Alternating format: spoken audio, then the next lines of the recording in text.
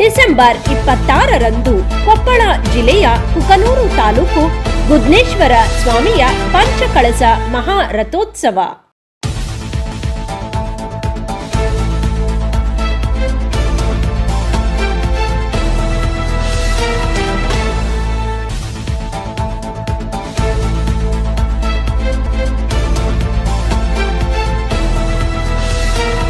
ಕೊಪ್ಪಳ ಜಿಲ್ಲೆಯ ಕುಕನೂರು ತಾಲೂಕಿನ ಗುದ್ನೆಪ್ಪನ ಮಠದ ಗುದ್ನೇಶ್ವರ ಸ್ವಾಮಿಯ ಪಂಚಕಳಸ ಮಹಾರಥೋತ್ಸವವು ಇದೇ ಡಿಸೆಂಬರ್ 26ರಂದು ಸಾಯಂಕಾಲ ಅದ್ದೂರಿಯಾಗಿ ಜರುಗಲಿದೆ.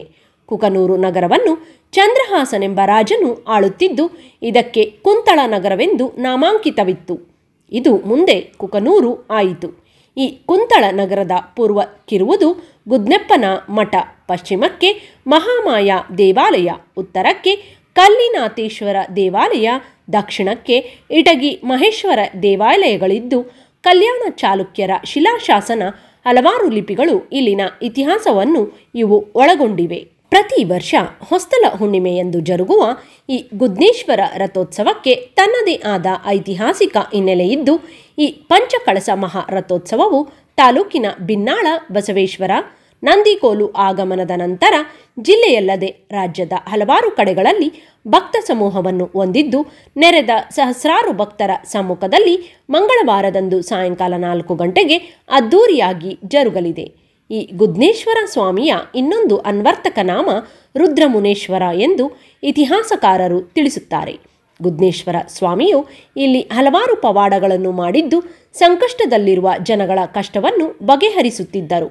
ಈ ಮಠದ ಸುತ್ತ ಮುತ್ತ 500 ಎಕರೆ ಜಮೀನನ್ನು ಕೇವಲ 1 ಗಳಿಗೆಯಲ್ಲಿ ಹುಣಸೆ ಬೀಜಗಳನ್ನು ಬಿತ್ತಿದ್ದು ಇಂದಿಗೂ ಪ್ರಸ್ತುತ.